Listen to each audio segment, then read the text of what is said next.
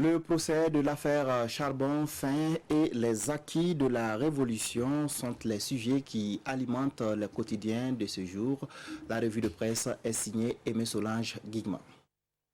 Autant le dire, ils ont définitivement tué et enterré Thomas Sankara, d'après l'Express du Faso, qui pense que tous les partis politiques qui ont vendu son nom pour se faire de la place aujourd'hui au soleil ne représentent plus rien, hormis le procès non encore tenu et abouti sur les conditions de l'assassinat du père de la Révolution burkinabé. De Sankara en vérité, déclare ce journal, il ne reste que le nom pour continuer à profiter des dividendes qu'il peut encore procurer.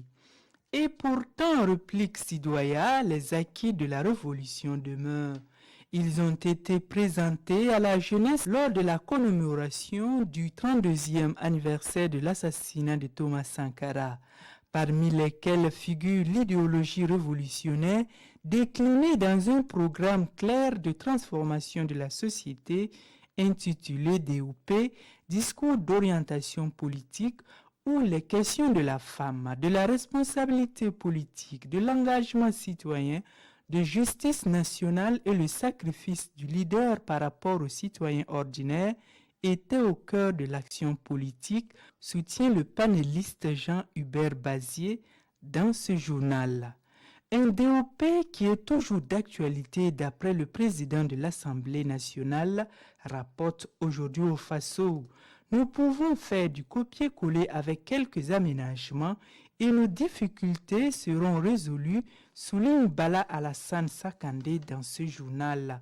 Comme par exemple la mise en place des comités de défense de la révolution CDR pour lutter contre le terrorisme, sa politique de production burkinabé et consommons burkinabé pour permettre au Burkina d'atteindre l'autosuffisance alimentaire, sans oublier sa politique sur l'éducation, une éducation qui inculque à chacun une idéologie, une personnalité voltaïque qui débarrasse l'individu de tout mimétisme,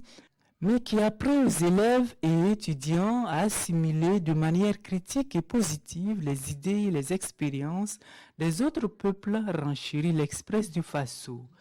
Bref, il va falloir travailler à instituer une cérémonie officielle tous les 15 octobre car il a été pour l'émancipation du peuple, conclut Bala Sakandé dans le journal Le Pays,